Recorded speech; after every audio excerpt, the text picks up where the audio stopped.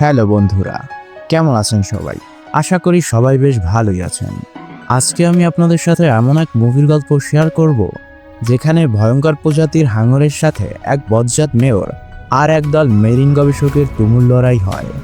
মুভিটা দেখার সময় যেমন আমার গা বারবার শিউরে উঠেছে, ঠিক তেমনি আবার বেশ কিছু জায়গায় রাগও হয়েছে। কারণ সেখানে একজন স্বৈরাচারী মেয়র আছেন, যার জেদের কারণে প্রাণ যায় হাজার হাজার মানুষের। তবে আসল ঘটনাটা ঠিক কি, সেটা এখন আমরা জানবো 2024 সালে মুক্তি পাওয়া সার্ভাইভাল অ্যাকশন মুভি আন্ডার প্যারিসের গল্প থেকে। তো চলুন আর দেরি না করে সরাসরি মূল গল্পে চলে যাই। মুভির শুরুতেই আমরা গল্পের প্রধান চরিত্র সোফিয়াকে দেখতে পাই। সে একজন মেরিন গবেষক ছিলেন, যে কিনা তার টিমকে নিয়ে বেশ কয়েক মাস ধরে লিলিপ নামে একটা হাঙরের উপর রিসার্চ করছেন। সেই টিমে সোফিয়ার হাজবেন্ড ক্রিস্টিও ছিল। একদিন সোফিয়া আর ক্রিস্টি ব্লগ বানাচ্ছিল, তখন হঠাৎ তার টিমের একজন এসে বলে তারা সিগন্যাল পেয়েছে। এটা শোনা মাত্রই ক্রিস্টি তার টিম মেম্বারদের সাথে নিয়ে সমুদ্রে ডুব দেয়, আর সোফিয়া এবং তার সাথে থাকা একটা মেয়ে সবকিছু উপর থেকে পর্যবেক্ষণ করতে থাকে। ক্রিস্টিরা লিলিপকে খুঁজতে গিয়েছিল ঠিকই, কিন্তু সেখানে তারা একটা বড় মৃত হাঙরকে দেখতে পায়। ক্রিস্টি তার কাছে গিয়ে বুঝতে পারে সেটা একটা বাচ্চা হাঙর। তার শরীরের অর্ধেকটা অংশ নেই, দেখেই বোঝা যাচ্ছিল কোনো হিংস্র প্রাণী সেটুকু কামড়ে নিয়ে গিয়েছে। ব্যাপারটা তাদের কাছে বেশ অদ্ভুত লাগে। যাই হোক, তারা ওই বাচ্চাটাকে নিয়ে আলোচনা করছিল। এরই মাঝে সেখানে এক ঝাঁক হাঙর এসে তাদেরকে ঘিরে ধরে। অদ্ভুত বিষয় হলো, তারা সবাই মেয়ে হাঙর ছিল। ক্রিস্টিরাও ভালো করে জানতো যে হাঙরদের কিভাবে হ্যান্ডেল করতে হয়, তাই তারা বেশ শান্ত হয়ে থাকে। এরপর হাঙরগুলো যেতে না যেতেই সেখানে রিলিফ চলে আসে। তাকে দেখে সোফিয়া নিজের চোখকে বিশ্বাস করতে পারছিল না, কারণ যে হাঙরটা তারা 3 মাস আগে মাত্র 2.5 মিটার সাইজের দেখেছিল, সেটা এখন 7 মিটারেরও বেশি লম্বা হয়ে গেছে। এমন অস্বাভাবিক গ্রোথ দেখে সোফিয়াও ভীষণ অবাক হয়। সে ক্রিস্টিকে লিলিপের বডি থেকে স্যাম্পল নিয়ে আসতে বলে, যাতে সেটার উপর রিসার্চ করে তারা লিলিপের গ্রোথের রহস্য বের করতে পারে। আর এখানেই সোফিয়ার সব থেকে বড় ভুলটা হয়, কেননা ক্রিস্টি যখন স্যাম্পল নেওয়ার জন্য লিলিপের গায়ে ইঞ্জেকশন পুশ করে, তখনই সে ক্ষেপে যায় এবং ক্রিস্টিদের উপর অ্যাটাক করে। সে মুহূর্তের মধ্যেই সবার শরীর ছিন্নবিচ্ছিন্ন করে ফেলে এবং সাগরের পানি রক্তাক্ত হয়ে যায়। এইসব দেখে সোফিয়া নিজেকে কন্ট্রোল করতে পারে না। তার পাশে থাকা মেয়েটা তাকে অনেক বাধা দেওয়ার চেষ্টা করে, কিন্তু সোফিয়া তার কথায় কোনো পাত্তা না দিয়ে সমুদ্রে ডুব দেয় তার সাথীদের বাঁচানোর জন্য। তবে ততক্ষণে অনেক দেরি হয়ে গেছে। লিলিপ সেখান থেকে চলে গিয়েছে, তাই সেখানে সে শরীরের কিছু টুকরো অংশ ছাড়া আর কিছুই খুঁজে পায় না। এরই মাঝে হঠাৎ লিলিপ এসে সোফিয়ার উপর অ্যাটাক করে, আর এতে সোফিয়ার পা লিলিপের গায়ে থাকা একটা জালের সাথে আটকে যায় এবং লিলিপ তাকে টেনে সমুদ্রের গভীরে নিয়ে যেতে শুরু করে। পানির অতিরিক্ত প্রেসারের কারণে সোফিয়ার নাক কান থেকে রক্ত বেরোতে শুরু করে। তবে সৌভাগ্যবশত একটা ধারালো জিনিসের মাধ্যমে সে জালটা কেটে উপরে উঠে আসতে সক্ষম হয় এবং এই যাত্রায় সোফিয়া কোনো মতে বেঁচে যায়। এরপর সিন শিফট হয়ে আমাদের 3 বছরের পরের দৃশ্য দেখানো হয়। একদিন প্যারিস শহরে কিছু ছেলে মাছ ধরতে গিয়ে নদীর ভেতর থেকে একটা ছোট্ট মিসাইল খুঁজে পায়। তখন বিষয়টা পুলিশকে জানালে পুলিশ এসে সেটা ইনভেস্টিগেশন করতে শুরু করে। দেখতে দেখতে সেখানে মিডিয়ার লোকজনও পৌঁছে যায়। পুলিশ তাদেরকে জানায় যে নদীর ওই জায়গাতে এখনও দ্বিতীয় বিশ্বযুদ্ধে ব্যবহার করা মিসাইলগুলো পাওয়া যায়। তবে ভয়ের কোনো কারণ নেই, কারণ সেগুলো নদীর অনেক গভীরে আছে। অন্যদিকে সিন শিফট হয়ে আমরা সোফিয়াকে দেখতে পাই। সে এখন তার গবেষণার কাজ ছেড়ে দিয়েছে। সে এখন একটা অ্যাকোরিয়ামে চাকরি করে। সেখানে কোনো বাচ্চারা ভিজিট করতে আসলে তাদেরকে সমুদ্রের বিভিন্ন প্রাণীর বিষয়ে সে জানায়। এমনই একদিন একদল বাচ্চাদেরকে সে সমুদ্রের প্রাণীদের বিষয়ে বলছিল। হঠাৎ তখন একটা বাচ্চা বলে ওঠে, সোফিয়া যদি সমুদ্রের প্রাণীদের ব্যাপারে এত কিছুই জানে, তাহলে তার টিমকে কেন সে বাঁচাতে পারেনি? তাদেরকে তো হাঙরের হাতেই মরতে হয়েছে। কথাটা শুনে সোফিয়া নির্বাক হয়ে যায় আর তৎক্ষণাৎ সেখান থেকে বেরিয়ে যায়। তখন মিকা নামের এক মেরিন সিভিয়ান তার সাথে কথা বলার চেষ্টা করে। মূলত তাদেরকে মেরিন সিভিয়ান বলা হয়, যারা সাগরের প্রাণীদের রক্ষা করার কাজ করে। তো সোফিয়া যেহেতু এখন কথা বলার মতো অবস্থায় ছিল না, তাই সে মিকাকে অ্যাভয়েড করে সেখান থেকে চলে যেতে শুরু করে। তখন মিকা হঠাৎ বলে ওঠে সে প্ল্যান 7 সম্পর্কে জানে। সেটা শুনে সোফিয়া থমকে যায়। মূলত প্ল্যান 7 হচ্ছে লিলিপের অফিসিয়াল নাম। মিকা সোফিয়াকে তাদের ল্যাবে নিয়ে যায়। সেখানে মিকা আর তার বান্ধবী বেন তাকে জানায় যে লিপিপ এখন প্যারিসে চলে এসেছে। তার শরীরে লাগানো ট্র্যাকার এখনও অ্যাক্টিভ আছে এবং যেটার অ্যাক্সেস তাদের কাছেও আছে। কিন্তু সোফিয়া তাদের কথা মানতে চায় না, কারণ প্যারিসের স্বচ্ছ মিষ্টি পানিতে কখনোই হাঙর আসতে পারে না। আর যদি কোনোভাবে চলেও আসে, তাহলে সে বেশি দিন সার্ভাইভ করতে পারবে না। তখন মিকা তাকে জানায় যে আজকেই লিলিপকে খুঁজতে সে নদীতে যাবে। তাই সোফিয়াকেও তাদের সাথে যাওয়ার জন্য অনুরোধ করে, কিন্তু সোফিয়া তাতে রাজি হয় না এবং সেখান থেকে বের হয়ে যায়। বাসায় ফিরে সে তার পুরনো জিনিসগুলো ঘাটাঘাটি করতে গিয়ে একটা ট্যাব খুঁজে পায়, যেটাতে তাদের 3 বছর আগের কিছু ভিডিও সেভ করা ছিল। সোফিয়া সেই ভিডিওগুলো দেখে ভীষণ ইমোশনাল হয়ে যায়। এমন সময় হঠাৎ মিকার কথাগুলো তার মনে পড়ে। তখন সে ট্র্যাকারের মাধ্যমে জানতে পারে যে লিলিপ সত্যিই প্যারিসে চলে এসেছে। কিন্তু মিকারা তো সেই রাতেই নদীতে যেতে চেয়েছিল। তাই সোফিয়া তাৎক্ষণিক মিকাকে ফোন করে তাকে সাবধান করার জন্য, কারণ ওই হাঙরের ভয়াবহতা কেবল সোফিয়াই জানে। কিন্তু মিকার ফোন তখন বন্ধ ছিল, তাই সে একটা ভয়েস মেসেজ পাঠিয়ে রাখে। এদিকে মিকা আর বেনকে দেখা যায় তারা ততক্ষণে নদীতে চলে গিয়েছে। সেখানে মিকা নদীতে নেমে যায় আর বেন বোটে বসে তার জন্য অপেক্ষা করতে থাকে। মিকা নদীতে নামার সময় তার গায়ে একটা হুক লাগিয়ে রেখেছিল, যাতে উপরে কোনো সমস্যা হলে বেন সেই হুকে টান দিয়ে মিকাকে সিগন্যাল দিতে পারে। এরপর মিকা নদীর গভীরে গিয়ে একটা বড় গাড়ি দেখে সেটার দিকে এগিয়ে যায়। গাড়িটার বডিতে সে অদ্ভুত কিছু চিহ্ন দেখতে পায়। সেগুলো দেখে মনে হচ্ছিল যেন কোনো বড় প্রাণী সেটার উপর আক্রমণ করেছিল। এমন সময় হঠাৎ সেখানে পুলিশ চলে আসে। তখন বেন সেই হুক ধরে টানতে শুরু করে, কিন্তু মিকা পানি থেকে উঠতে চাইছিল না, তাই সে হুকটা খুলে ফেলে। এদিকে পুলিশকে কাছাকাছি আসতে দেখে বেন সেখান থেকে পালিয়ে যায় আর মিকা পুলিশের হাতে ধরা পড়ে যায়। পুলিশ মিকার কাছে এত রাতে নদীতে নামার কারণ জানতে চাইলে মিকা বলে যে সে একজন মেরিন সিভিলিয়ান, তাই পানিতে থাকাটাই তার জন্য স্বাভাবিক। তবে পুলিশ সেটা বিশ্বাস করে না, কেননা এত রাতে কারোই নদীতে নামা স্বাভাবিক নয়। এই মাঝে সোফিয়া সেখানে পৌঁছে যায় মিকাদের বাধা দেওয়ার জন্য, কিন্তু সেখানে গিয়ে সে দেখে মিকাকে পুলিশ ধরে নিয়ে যাচ্ছে। তাই সে সেখান থেকে ফিরে আসে। থানায় নিয়ে যাওয়ার পর পুলিশ মিকাকে জিজ্ঞাসাবাদ করে জানতে পারে ওই নদীতে একটা হাঙর আছে এবং সে ওই গাড়িটার কথাও জানায়। তবে পুলিশরা তার কথা মানতে চায় না, কারণ তাদের জানা মতে হাঙররা কখনো মিষ্টি পানিতে সার্ভাইভ করতে পারে না। তো পরের দিন সকালে নদীর গভীরে থাকা সেই গাড়িটিকে পুলিশ উদ্ধার করে। সেটার ভেতরে একটা মানুষের লাশও পড়েছিল। সেটা দেখে সবাই ভীষণ ভয় পেয়ে যায়, কারণ লাশটার অর্ধেকটা অংশই ছিল না। দেখেই বোঝা যাচ্ছিল কোনো বড় প্রাণী সেটা কামড়ে নিয়ে গিয়েছে। ঠিক সেই সময় সোফিয়া আবারও লিলিপকে ফলো করতে করতে নদীর পাড়ে পৌঁছে যায়, আর সেখানে গিয়ে পুলিশের সাথে তার দেখা হয়। সোফিয়া পুলিশকে জানায় সে একজন মেরিন গবেষক, আর ওই লাশটা দেখে সে নিশ্চিতভাবে বলে ওই কাজটা হাঙরের। তখন মিকা পুরো দোষটা সোফিয়ার গাড়ে চাপিয়ে দেয়। সে বলে যে সোফিয়া তাকে নদীতে নামতে বলেছিল। সোফিয়া তখন বিষয়টা অস্বীকার করে, কিন্তু পুলিশ তার কথা মানতে চায় না, তাই তাকেও পুলিশের সাথে থানায় যেতে হয়। থানায় যাওয়ার পর পুলিশ অফিসার আদিল সোফিয়াকে নিয়ে তাদের কমিশনারের কাছে যায়। ততক্ষণে সোফিয়া আদিলকে ওই ট্র্যাকারের ব্যাপারটা জানিয়েছিল, যেটার মাধ্যমে তারা লিলিপকে ফলো করছে। তবে সে যখন বিষয়টা কমিশনারকে গিয়ে জানায়, কমিশনার তার কথা বিশ্বাস করতে চায় না। সে তার টিমকে পার্সোনালি বিষয়টা ইনভেস্টিগেট করতে বলে। সেই কথা মতো আদিল তার টিমকে নিয়ে নদীতে ড্রাইভ করার জন্য প্রস্তুতি নেয়। তখন সোফিয়া তাদেরকে বোঝানোর চেষ্টা করে যে এই অবস্থায় নদীতে যাওয়াটা বিপজ্জনক। তারা বাইরে থেকে লিলিপকে ট্র্যাক করতে পারে, কিন্তু আদিলরা তার কথায় পাত্তা দেয় না। তখন মিকা তাদের সাথে যেতে চাইলে আদিল তাকে নিষেধ করে দেয়। তারা শুধু সোফিয়াকে নিয়ে লিলিপকে খোঁজার উদ্দেশ্যে রওনা হয়। তবে মিকা চুপ করে বসে থাকে না। সে একটা সাইকেল নিয়ে সোফিয়াদের ফলো করতে শুরু করে। এদিকে সোফিয়া ট্র্যাকারের মাধ্যমে আদিলদের গাইড করে লিলিপের কাছে নিয়ে যায়। এরপর কয়েকজন পুলিশ নিচে নেমে যায় পুরো বিষয়টা খতিয়ে দেখার জন্য। তারা সেখানে গিয়ে লিলিপকে দেখতে পায় না ঠিকই, কিন্তু হাঙরের উপস্থিতি বুঝতে পারে। এরই মাঝে সোফিয়া সবাইকে জানায় যে লিলিপ তাদের খুব কাছাকাছি চলে আসছে। এমন সময় হঠাৎ সোফিয়ার ট্যাবে লিলিপের সিগন্যাল আসা বন্ধ হয়ে যায়।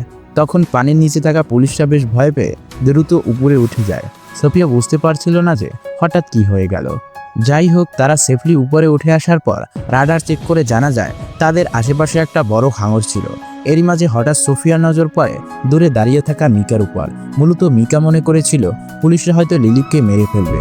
অন্যদিকে সে তো লিলিপকে বাঁচানোর চেষ্টা করছিল, যে কারণে সে বেনের সাথে কথা বলে সোফিয়ার ডিভাইসে লিলিপের সিগন্যাল আসা বন্ধ করে দেয়। এটা বুঝতে পেরে সোফিয়া সোজা চলে যায় মিকাদের ল্যাবে। মিকাকে সে তার কাজের জন্য অনেক বকাঝকা করতে শুরু করে। সে মিকাকে বলে যে ওই হাঙরটার জন্য সে তার টিমকে হারিয়েছে, তাই তাকে বাঁচানোর চেষ্টা করাটা ভুল হবে। কিন্তু মিকা তার কথা মানতে চায় না। তার ধারণা যে হাঙররা কখনোই বিনা কারণে কারো উপর অ্যাটাক করে না, আর সোফিয়ার বন্ধুদের সাথে যেটা হয়েছিল তার পিছনে সোফিয়ারই দোষ ছিল। এটা শুনে সোফিয়া ভীষণ কষ্ট পায় এবং সেখান থেকে চলে আসে। অন্যদিকে আদিল গিয়ে কমিশনারকে হাঙরের বিষয়টা জানায়। সেটা শুনে কমিশনার খুব টেনশনে পড়ে যায়, কারণ কিছুদিনের মধ্যেই ওই নদীতে একটা আন্তর্জাতিক সাঁতার প্রতিযোগিতা হতে চলেছে। আর সেটা প্যারিস শহরের মেয়র নিজেই অর্গানাইজ করেছে। যাই হোক, আদিল কমিশনারকে বোঝায় যে এমন বিপজ্জনক পরিস্থিতিতে ইভেন্টটা করা উচিত হবে না। তাই তারা মেয়রের কাছে গিয়ে ইভেন্টটা ক্যান্সেল করার জন্য অনুরোধ করে, কিন্তু মেয়র তাদের কথাই শোনে না। কারণ ওই ইভেন্টে প্রায় 700 কোটি টাকা খরচ হয়েছে, যে কারণে ইভেন্ট ক্যান্সেল হলে তাদের অনেক বড় ক্ষতি হয়ে যাবে। মেয়র তাদেরকে অর্ডার দেয় যেভাবেই হোক হাঙরটাকে সেখান থেকে তাড়াতে, তবুও সে ইভেন্ট বন্ধ করবে না। কমিশনার তখন হতাশ হয়ে ফিরে আসে আর ভাবতে শুরু করে যে কিভাবে তারা লিলিপের হাত থেকে প্যারিস শহরকে রক্ষা করবে। এরই মাঝে মিকার একটা ভাইরাল ভিডিও তাদের চোখে পড়ে। সেখানে সে সবাইকে উদ্দেশ্য করে বলছে, হাঙররা খুব শান্ত স্বভাবের প্রাণী, তাদের জন্য সাগরের স্থিতিশীলতা বজায় আছে। কিন্তু বর্তমানে কিছু মানুষ ওই হাঙরগুলোকে মারার জন্য উঠে পড়ে লেগেছে। প্রতি বছর অনেক হাঙরকে মারা হচ্ছে, এতে সমুদ্রের পরিবেশ নষ্ট হচ্ছে আর এর প্রভাব পড়ছে বাইরের পরিবেশেও। দেশের সবাইকে ওই হাঙরগুলোকে বাঁচানোর জন্য ওই ভিডিওতে সে আহ্বান জানায় আর সবাইকে ওই নদীর ভেতরকার একটা টানেলের কাছে আসতে বলে, যার নাম হলো ক্যাটাকম্বস। এরপর সিন শিফট হয়ে আমরা দেখতে পাই বেন পুলিশের কাছে গিয়ে জানায় যে মিকা আজ রাতে ওই হাঙরটাকে বাঁচানোর জন্য নদীতে যাবে। সে এটাও জানায় যে সে মিকাকে বাধা দেওয়ার অনেক চেষ্টা করেছে, কিন্তু কোনো লাভ হয়নি। সেটা শুনে পুলিশ তাৎক্ষণিক মিকাকে আটকানোর জন্য ক্যাটাকম্বসের উদ্দেশ্যে রওনা হয়। এদিকে মিকার ভিডিও দেখে উৎসাহিত হয় অনেক মেরিন সিভিলিয়ান সেই রাতে ক্যাটাকম্বসের কাছে পৌঁছে যায়। মিকা তাদের সবাইকে নিয়ে পানিতে নামতেই যাবে, এমন সময় পুলিশ সেখানে সোফিয়াকে নিয়ে পৌঁছে যায়। কিন্তু পুলিশকে দেখেও মিকা থেমে থাকে না, সে পানিতে ঝাঁপ দিয়ে দেয়। পুলিশ তখন তাকে উঠে আসার জন্য অনেক অনুরোধ করে, কিন্তু মিকা তাদের কথা পাত্তা দেয় না। এরই মাঝে সেখানে একটা বেবি হাঙর চলে আসে, তবে সে লিলিপ ছিল না। মিকা ওই হাঙরটার গায়ে ধীরে ধীরে হাত বোলাতে থাকে যাতে সে প্রমাণ করতে পারে হাঙররা আসলেই কারো ক্ষতি করে না। সেটা দেখে সোফিয়া তাকে সাবধান করে দেয়।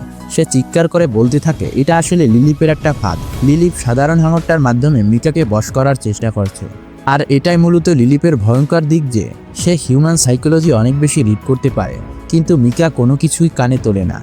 সে ওই বেবি হাঙরটাকে বেশ কিছুক্ষণ আদর করে, এরপর সেটা সেখান থেকে চলে যায়। তবে সোফিয়া যেহেতু ভালোভাবে লিলিপের অভ্যাসগুলো জানতো, তাই সে মিকাকে দ্রুত পানি থেকে উঠে আসতে বলে, কারণ কিছুক্ষণের মধ্যেই লিলিপরা তার উপর অ্যাটাক করবে। সোফিয়ার কথা শুনে পুলিশরাও বারবার মিকাকে উপরে আসতে বলে, তাই মিকা একটু ঘাবড়ে যায়, কিন্তু তবুও সে পানি থেকে ওঠে না। আর দেখতে দেখতে লিলিপ এসে মিকাকে ভয়ঙ্করভাবে কামড়ে ধরে এবং পানির গভীরে টেনে নিয়ে যায়। সেটা দেখে সেখানে থাকা সবাই ভীষণ ভয় পেয়ে যায় আর লিলিপের হাত থেকে বাঁচার জন্য সেখান থেকে পালানোর চেষ্টা করে। তারা খুব ভালোভাবেই বুঝে যায় যে সব প্রাণী নিরীহ হয় না আর সবাইকে বাঁচানো সম্ভব না। কিছু কিছু প্রাণীদের চেয়েও বরং নিজেদের বাঁচিয়ে রাখা প্রয়োজন। কিন্তু দুর্ভাগ্যবশত সেখানে অনেক পানি থাকায় এবং জায়গাটা খুব ছোট হওয়ায় তাদের মধ্যে অনেকেই দৌড়াতে গিয়ে পা পিছলে নদীর ভিতরে পড়ে যায়। আর তখন সেখানে লিলিপ সহ আরও অনেকগুলো হাঙর এসে একের পর এক তাণ্ডব চালাতে শুরু করে। সোফিয়া আর পুলিশরা মিলে তাদেরকে বাঁচানোর অনেক চেষ্টা করে, কিন্তু হাঙরের হাত থেকে বেঁচে ফেরা তো এত সহজ না। তবে পুলিশও হার মানে না, ওই লোকগুলোকে বাঁচানোর জন্য আপ্রাণ চেষ্টা চালিয়ে যায়। এসবের মাঝে পুলিশেরও দুজন অফিসার পানিতে পড়ে গিয়ে হাঙরের শিকার হয়। আসলে কেউ কল্পনাও করতে পারেনি যে ওই নদীতে এতগুলো হাঙর থাকতে পারে, এমনকি সোফিয়া নিজেও বুঝতে পারেনি। যাই হোক, তারা কোনো মতে কিছু মানুষকে বাঁচিয়ে সেখান থেকে বেরিয়ে আসে এবং আহতদের দ্রুত হসপিটালে নিয়ে যায়। এসব দেখে সোফিয়া অনেক আপসেট হয়ে পড়ে, তার অতীতের কথাগুলো খুব মনে পড়ে। এত কিছুর পরেও তার কিছুই করার ছিল না, সে কোনোভাবে লিলিপকে বসে আনার উপায় খুঁজে পাচ্ছিল না। তখন আদিল তাকে গিয়ে সামলায়, তাকে গিয়ে বোঝায় যে এসবের জন্য সে দায়ী নয়।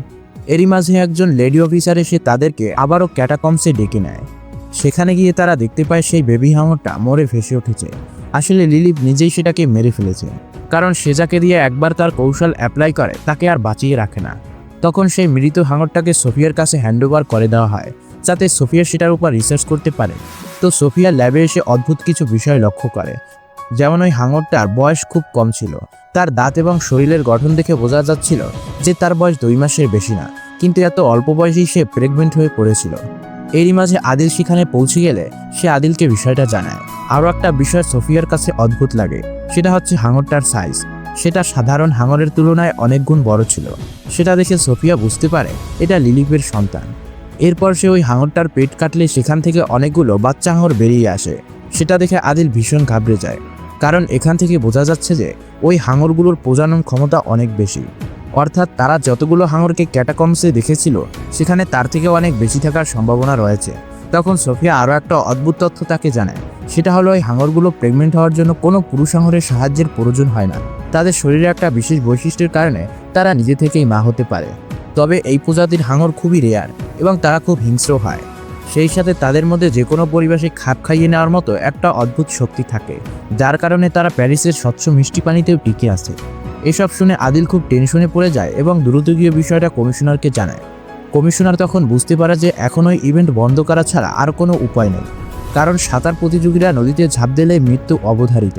তাই সে আবারও মেয়রের কাছে গিয়ে ইভেন্ট ক্যান্সেল করার অনুরোধ করে। আর এবার সোফিয়াকেও সাথে নিয়ে যায়, যাতে সোফিয়া পুরো বিষয়টা মেয়রকে বুঝিয়ে বলতে পারে। সোফিয়া মেয়রকে পুরো বিষয়টা খুব সুন্দরভাবে বুঝিয়েও বলে, কিন্তু মেয়রের তাতে কিছুই যায় আসে না। সেটা দেখে সোফিয়া খেপে গিয়ে মেয়রের সাথে তর্ক শুরু করলে মেয়র অপমান করে সোফিয়াকে সেখান থেকে বের করে দেয়। তবুও সে কোনোভাবে ইভেন্ট ক্যান্সেল করতে রাজি ছিল না।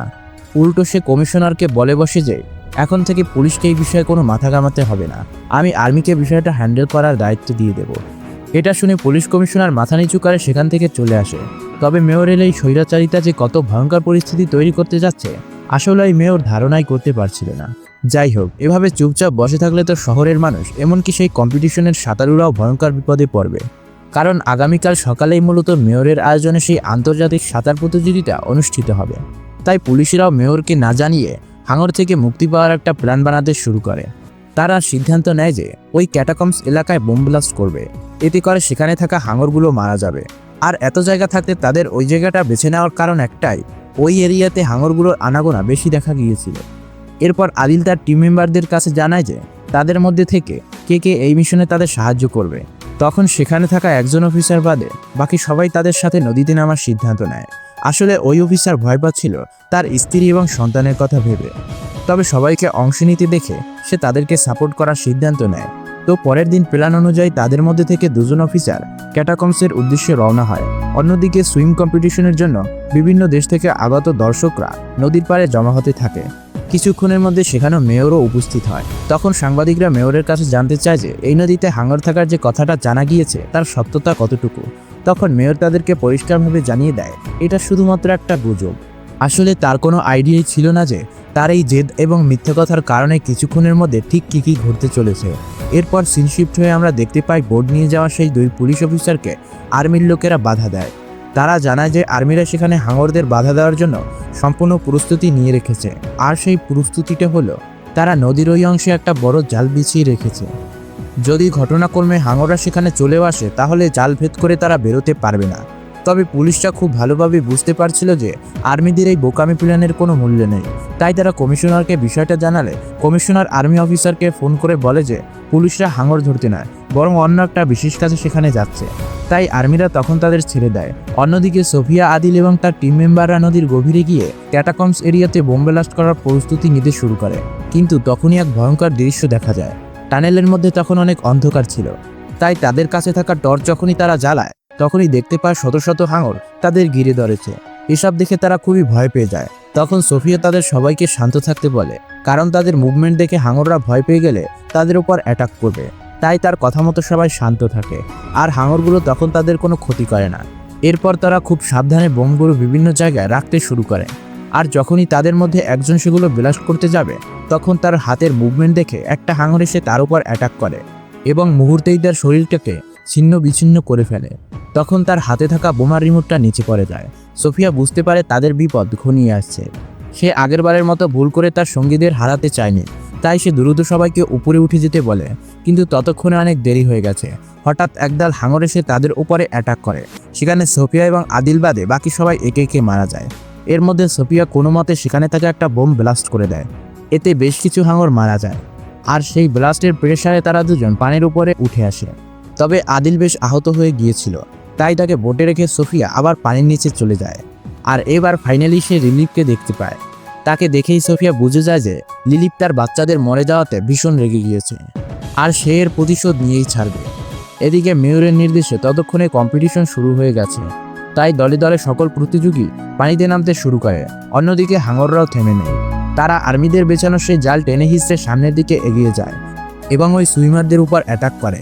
একে একে তাদের মধ্যে থাকা মানুষ গায়েব হতে থাকে। নদীর পানিতে রক্ত মিশে লালচে রং ধারণ করে। এমন সময় পাড়ে থাকা একজন দর্শক একটা হাঙর দেখে ভয়ে চিৎকার করে ওঠে। সেটা শুনে সেখানকার সবাই ভীষণ ঘাবড়ে যায় আর সেখানে একটা হুলস্থুল পরিবেশ তৈরি হয়। পানির মধ্যে থাকা লোকগুলো তখন উপরে আসার চেষ্টা করে, কিন্তু ততক্ষণে তাদের মধ্যে অনেকেই হাঙরের শিকার হয়ে গেছে। এই সব হুলস্থুলের মধ্যে পাড়ে থাকা অনেকেই ধাক্কা খেয়ে নদীতে পড়ে যায় এবং হাঙরের হাতে মারা যায়। এমন সময় আর্মির লোকেরা এসে হাঙরগুলোকে টার্গেট করে গুলি চালাতে শুরু করে। তখন সোফিয়া তাদের থামতে বলে। শুধু সোফিয়াই নয়, পুলিশরা সবাই তাদের গুলি চালাতে নিষেধ করে, কারণ নদীর নিচে পুরনো অনেক মিসাইল পড়ে আছে। হয়তো ওই গুলির কারণে মিসাইলগুলো ব্লাস্ট হয়ে যেতে পারে। কিন্তু আর্মির লোকেরা তাদের কথা শোনে না, তারা অনবরত গুলি চালিয়ে যেতে থাকে। আর কিছুক্ষণের মধ্যেই সোফিয়ার ভয়টা বাস্তবে রূপ নেয়। হাঙরের মুভমেন্টের কারণে একে একে পানির ভিতরে থাকা মিসাইলগুলো ব্লাস্ট হতে শুরু করে। এতে নদীতে উত্তাল ঢেউয়ের সৃষ্টি হয়, আর সেই ঢেউ সুনামির রূপ নিয়ে পাড়ের সবকিছু ভাসিয়ে নিয়ে যেতে শুরু করে। শুধু তাই নয়, নদীর উপরে থাকা ব্রিজগুলো চোখের নিমেষে ভেঙে চুরমার হয়ে যায়। এসব দেখে মেয়রও ভীষণ ভয় পায়। তখন সে উপলব্ধি করতে পারে যে তার সিদ্ধান্তটা ভুল ছিল। সে তাৎক্ষণিক সেখান থেকে পালানোর চেষ্টা করে, কিন্তু কোনো লাভ হয় না। পানির স্রোত তাকেও ভাসিয়ে নিয়ে যায়। এরপর সিন শিফট হয়ে আমরা দেখতে পাই আদিল সোফিয়াকে বাঁচানোর জন্য পানিতে নেমেছিল, কিন্তু হাঙরদের আক্রমণে তারা দুজনেই আবার বোটে গিয়ে ওঠে। কিন্তু এতে তারা রক্ষা পায় না। একটা হাঙর এসে তাদের বোটটাকে উল্টিয়ে দেয়। সোফিয়া ধরেই নিয়েছিল যে এবার তারা আর কোনোভাবেই বাঁচতে পারবে না। কিন্তু সৌভাগ্যবশত অনেক কষ্টে আদিলকে নিয়ে একটা বিল্ডিংয়ের ছাদে আশ্রয় নেয়। আদিল তখন অজ্ঞান অবস্থায় ছিল। তার জ্ঞান ফিরে আসলে সোফিয়ার কাছে সে জানতে চায় তাদের যুদ্ধ শেষ হয়েছে কিনা। তখন সোফিয়া অসহায় চোখে আশেপাশে তাকায় আর দেখে পুরো প্যারিস শহর পানির নিচে তলিয়ে গেছে, আর সোফিয়াদের চারপাশে শত শত হাঙর ঘুরে বেড়াচ্ছে। সোফিয়ারও কোনো আইডিয়া ছিল না যে তারা এই জায়গা থেকে কিভাবে বেরোবে। তারা বুঝে যায় তাদের যাত্রা হয়তো এখানেই শেষ হতে চলেছে।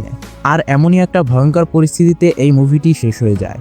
আজকের গল্পটা নিয়ে একটা কথাই বলার আছে, আর সেটা হলো মানুষ বেশি আবেগ আর ক্ষমতার অহংকারে মাঝে মাঝে অনেক বড় ক্ষতি বয়ে আনে। যেমন মিকা আবেগী না হলে প্রথমে কিছু মানুষ মারা যেত না, ঠিক তেমনি মেয়র মহিলাটি যদি সিদ্ধান্ত না নিয়ে ব্যাপারটাকে বোঝার চেষ্টা করত, তাহলে এতগুলো মানুষের প্রাণহানি হতো না এবং শহরটাও ধ্বংস হতো না। গল্পটা ভালো লাগলে অবশ্যই একটা লাইক কমেন্ট করবেন, আর নিয়মিত এমন সব সুন্দর সুন্দর মুভি এক্সপ্লেনেশন দেখার জন্য আমাদের চ্যানেলটি সাবস্ক্রাইব করে পাশে থাকা বেল বাটনটি অল প্রেস করে রাখুন।